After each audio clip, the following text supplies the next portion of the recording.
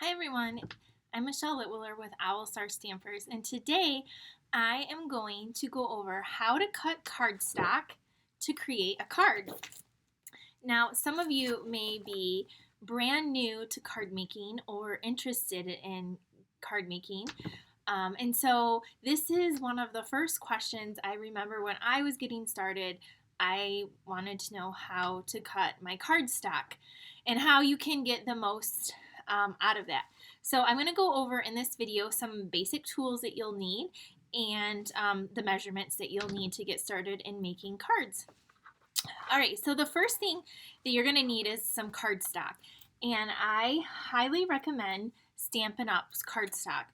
Number one, I love they're such a great quality of cardstock, and there's, if you can tell behind me, a whole array of colors.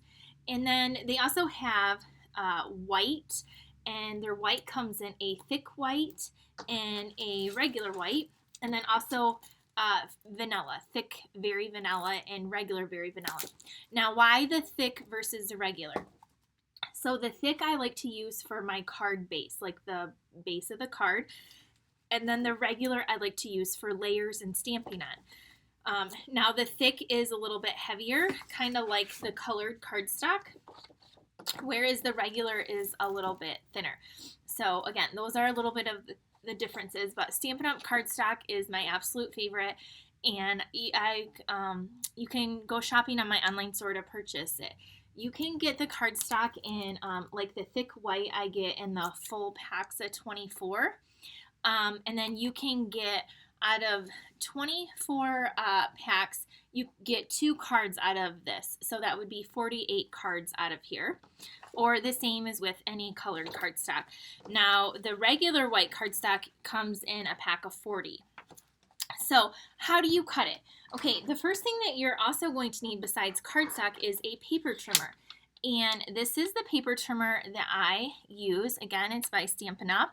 And I love this trimmer because it has this score blade and a cutting blade.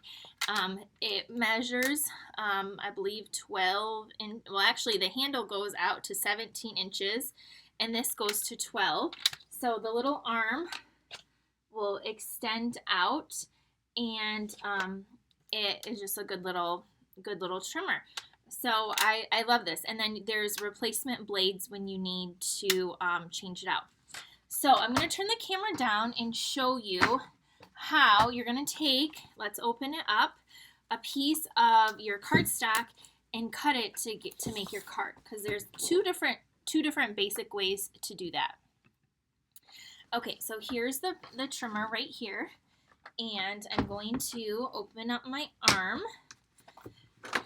Okay, now there we go. You can't see the whole trimmer, but this is the basics of it. So this kind of like, there's a little lever here. You can open and close it. And then I'm going to take my cardstock. Again, this is our thick basic white. If you're going to be spending all the time to make a card, you need, I think, my opinion, is you need great cardstock. So this piece of cardstock measures 11 inches by 8.5. So all we're going to do is we're going to cut it in half. So half of 11 is 5.5. So you're going to go along the top at the 5.5 mark. You're going to make sure your cardstock is all the way up to this edge, and then it's lined up at that mark. You're going to close this little piece here, and then with the darker of the blade, this is the blade with the dark, you're going to just press straight up, and that is going to cut your paper in half, and now you have 2 card bases in white. So it's that simple. So you can, let me show you again. You just take this, you put it on the 5.5 mark from the 11-inch side, and put it down. Take your cutting blade. I kind of have my hand here, and I sometimes put my thumb on this little thing just to hold it, and you just cut right down. And there is your card base. Now, to fold it in half, the other thing, the tool that's really good is to have a bone folder. Now, this just helps your cards have really good creases. So you can just take your card and fold it in half. See, I'm holding it like this. Then you use this bone folder and it just gives it a really good crease, okay? That's one way to do it. And again, this is in my online store as well. It's called a bone folder. The other way is you can use your paper trimmer to start this off and make it a little bit easier. And to do that, now that this is cut down, on the long side, which is the 8.5 side, we're gonna fold that in half. And that is at 4 1/4. So you can go to the 4 1/4. Now, the dark one is your cutting blade, and the light one is a score. It's called a scoring blade, and you just press that maybe once or twice across, and then it's not going to show up, but there is a little line where it's scored, and then it just makes, see, folding it easier. Now, I still like to go along with my bone folder to give it a really good crease right there. So this is the main measurement that I use to cut my cardstock. There is another way, so you can cut it that way or another way. So let me get another piece. So now this way, we're going to take our cardstock with the 8.5 inch side, again 8.5 by 11, and we're going to cut it in half on the shorter side. So you're just going to go to 4 1/4. I almost went to 4 1/2. Go to 4 1/4, that's half, and then cut. Now look at here. We still get 2 cards. We have 2 card bases this way, and then to score it, you're going to score it at 5 1/2 because that's half of the 11. So it's just kind of like the opposite. So 5 1/2, and then I'll do the other one. 5 1/2.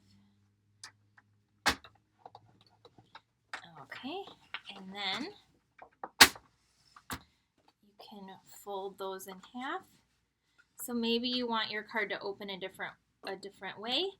This is the other way you can do it. So now your card would open up this way.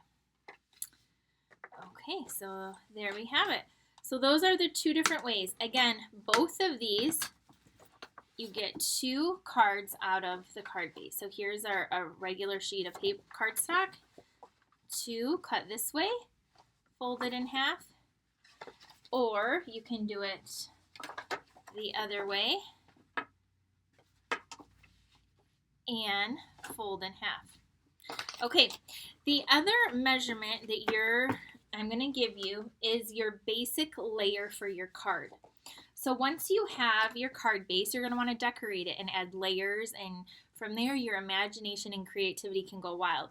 But the main basic layer that I still use to this day is 5 1/4 by 4, and that will measure and leave a 1/4 inch perfectly around here. So what I like to do, you can get 4 of them on a sheet of cardstock. So if you go to your 5 1/4 and you cut, and then go this way and do 4. This is going to give you, and then let's just do this one, then you just do this one at 4. You'll have a little strip that you can use to create fun little banners. Again, you can do the same with this side, and then you'll get 4 out of a sheet. But this just measures, look at, perfectly onto your card with that border around it. So again, this is your main layer, and then from here I just usually go in 1/4 inch. Now you don't have to do that, but it just makes it really nice and symmetrical. So again, this layer, this pink layer, this is our Stampin' Up! Color Melon Mambo. It's 5 1/4 by 4, and then your next layer would be 5 by 3 3/4, and so on. Again, you can add all different kinds of pieces and sizes, but this is like your basic kind of to get started.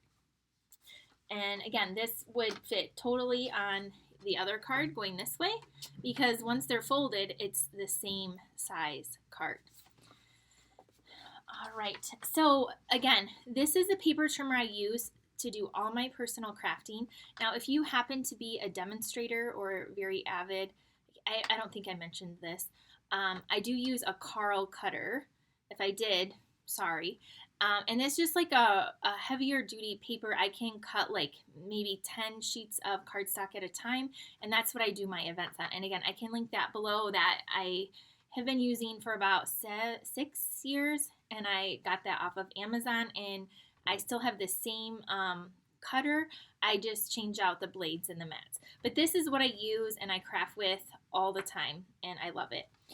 I think, oh, the other thing I was going to show you is if you do like to do a lot of scoring, and we also carry this board right here. This is called a scoreboard. This is Stampin' Up's, and it goes 12 and 12. It comes with these little markers, and then it has the little stylus. And so if you wanted, you can also score your paper with this as well.